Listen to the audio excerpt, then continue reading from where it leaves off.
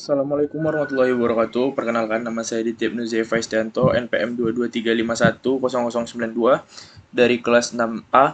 Di sini saya akan menjelaskan sedikit mengenai perkembangan dari model mesin translation sampai bagaimana cara pengerjaannya. Nah, dari yang saya pelajari sejauh ini, mesin translation itu pertama kali berkembang pada tahun 1960. Nah, pada tahun 1960 ini, mesin translation pertama kali itu bernama RBMT atau Rule Based Machine Translation, di mana dia masih menggunakan aturan-aturan linguistik. Nah, RBMT ini memiliki tiga cara kerja, di mana cara kerjanya itu yang pertama dia akan menganalisis bahasa sumber. Nah, dari menganalisis bahasa sumber ini, jadi dia kalau mendapatkan sebuah teks atau kalimat, dia akan menguraikan komponen-komponen kalimat tersebut menjadi beberapa kata. Jadi dia akan menguraikannya seperti subjek, di mana kata ini sebagai subjek, predikat, objek, atau keterangan. Nah, itu cara yang pertama dari si RBMT. Nah, cara kedua, RBMT ini akan melakukan transfer antar bahasa, di mana dia setelah selesai menganalisis bagian-bagian tadi, bagian-bagian kalimat seperti subjek, predikat, objek tadi, dia akan memilah teks-teks tersebut. Nah, yang akan menuju ke perantara ke bahasa target yang ingin dituju. Nah, yang ketiga itu dia akan menggunakan generasi bahasa target, di mana ketika dia sudah selesai menganalisa atau mengubah kata per kata. Jadi untuk cara pertama dia akan membagi kalimat menjadi beberapa kata. Cara kedua dia akan mengubah per kata tadi menjadi uh, artinya atau bahasa yang ingin diubahnya. Nah, untuk cara ketiga dia baru akan memulai membangun kembali menggunakan aturan kata atau bahasa target yang kita inginkan. Nah, itu sejarah singkat dan bagaimana cara kerja dari si RBMT dari yang dapat saya simpulkan. Nah, untuk yang kedua itu ada mesin penerjemah yang namanya EBMT atau Example Based Machine Translation. Nah, ini berkembang pada tahun 1980 yang mana dia menggunakan pendekatan berbasis contoh. Nah, cara kerjanya dia bakal menganalisis kalimat sumber di mana dia akan teksnya akan dianalisis dulu, terus dia akan mengenali frasa atau segmennya, baru diterjemahkan. Nah, terus kedua dia akan melakukan pencocokan dan ekstraksi contoh. Nah, contoh-contohnya dia mencari kalimat atau bagian dari kalimat ini yang mirip. Nah, jadi dia akan melakukan pencocokan. Terus yang ketiga, caranya itu melakukan penyesuaian dan rekonstruksi. Nah, penyesuaiannya ini dia akan membangun kembali kalimat-kalimat tadi itu, terus kemudian disesuaikan dengan konteks kalimat baru, di mana dia akan menggabungkan kalimat utuh ke dalam bahasa target. Jadi, cara kerjanya yang pertama tuh dia akan melihat menganalisis kalimat sumbernya tadi, terus dia akan mencocokkan kata yang cocok untuk artinya. Terus yang ketiga baru dia bakal membangun kalimat tersebut menjadi bahasa target yang kita inginkan. Nah, untuk yang ketiga yaitu ada yang namanya Statistical Machine Translation atau SMT.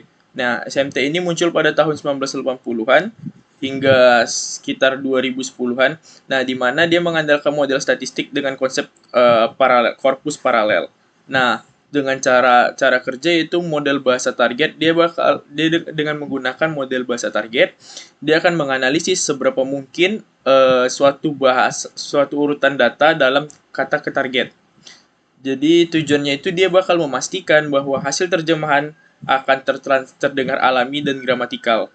Nah, yang kedua dia bakal menggunakan model terjemahan, yaitu mempelajari hubungan antara frasa dari bahasa sumber dan frasa yang setara di bahasa target berdasarkan data terjemahan paralel.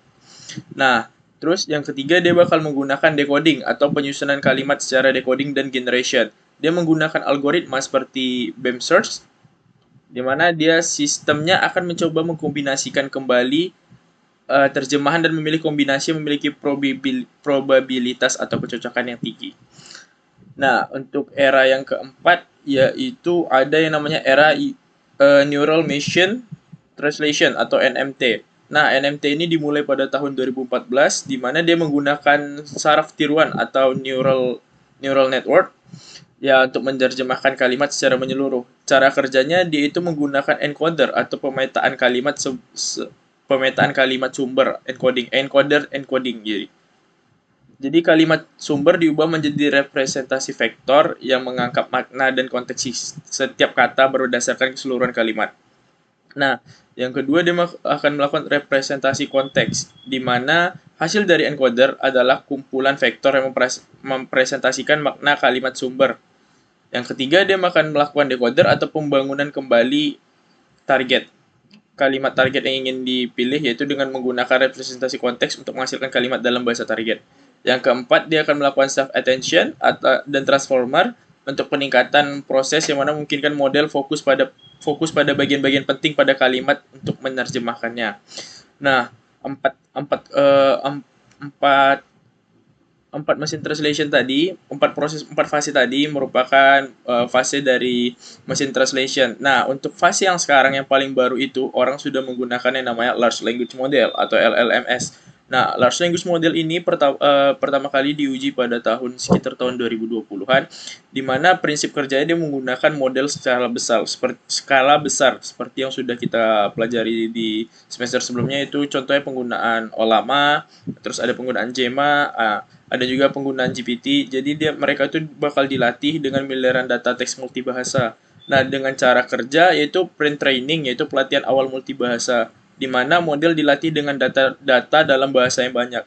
Jadi kita seperti melakukan fine tuning, di mana fine tuning itu kita memberikan kosakata banyak atau kosakata bahasa yang banyak kepada model agar model mempelajari kosakata tersebut. Terus dia menggunakan metode zero shot atau few shot learning, di mana model mampu menerjemahkan tanpa pelatihan tambahan dalam tambahan khusus atau dengan beberapa contoh. Nah, itu contohnya dia menggunakan cara kerja zero shot dan few shot.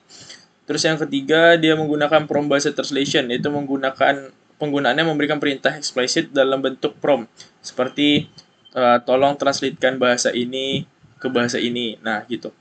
Nah, jadi itu saja yang dapat saya sampaikan mengenai perkembangan dari mesin translation sampai bagaimana cara pengerjaannya. Apabila ada salah-salah kata, saya mohon maaf. Saya akhiri. Assalamualaikum warahmatullahi wabarakatuh.